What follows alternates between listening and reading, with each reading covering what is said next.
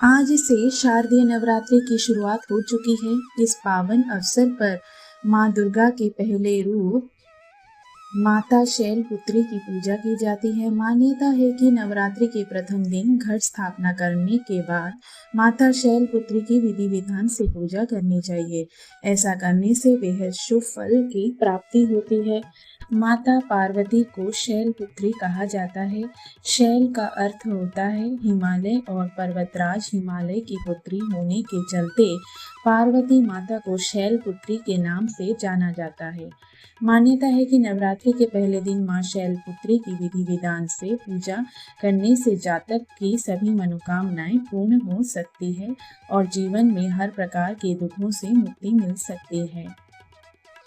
शारदीय नवरात्रि के पहले दिन मां शैलपुत्री की पूजा होती है, जिनका स्वरूप बेहद शांत, सुशील, सरल और दया से पूर्ण होता है। माता के दाएं हाथ में त्रिशूल और बाएं हाथ में कमल का पुष्प शोभायमान है।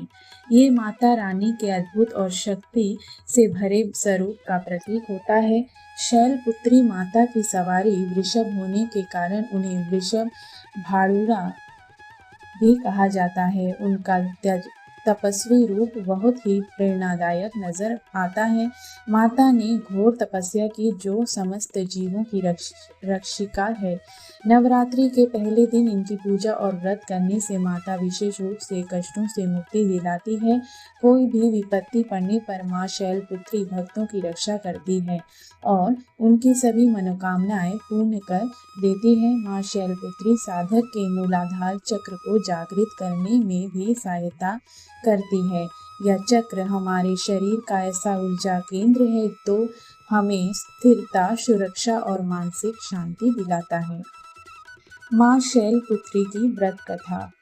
देवी सती प्रजापति दक्ष की पुत्री थी। एक बार दक्ष ने बहुत बड़े यज्ञ का आयोजन किया। इसमें सभी देवताओं को दक्ष द्वारा आमंत्रित किया गया था, लेकिन उन्होंने अपनी बेटी सती और उनके पति भगवान शिव को आमंत्रण नहीं भेजा था। लेकिन देवी सती को यज्ञ में तीव्र इच्छा थी। इस पर भगवान शिव ने उन्हें समझाया कि शायद उन्हें जानबूझकर इस यज्ञ में नहीं आमंत्रित किया गया है। भगवान शिव ने सती को यह बात समझाने का बहुत प्रयास किया, लेकिन देवी सती अपनी जिद पर अड़ी रही।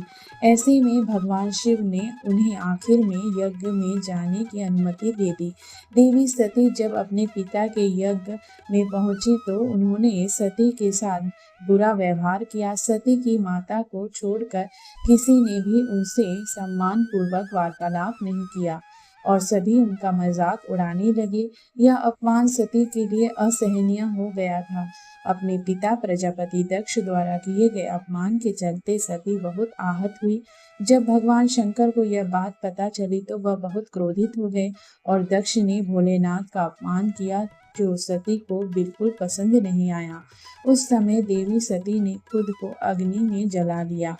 भोलेनाथ ने क्रोधित होकर दक्ष के यज्ञ को नष्ट कर दिया। इसके बाद सती ने अगले जन्म में शैलपुत्री के रूप जन्म लिया और वो हिमालय की पुत्री बनी। मान्यता है कि शैलराज हिमालय की पुत्री के रूप में ही सती का अगला जन्म हुआ था, इसलिए उन्हें शैलपुत्री कहा गया, जिनका विवाह भगवान शिव से हुआ और वो दोबारा उनकी पत्नी बन गई। धार्मिक मान्यता के अनुसार माँ शैलपुत्री स्वरूप की पूजा अर्चना करने से जातक की सभी इच्छाएं, मनोकामनाएं पूरी हो जाती हैं। वही कन्याओं को मनचाहा वर की प्राप्ति होती है। ओम शं शैलपुत्री देव्यै नमः। जय माता रानी।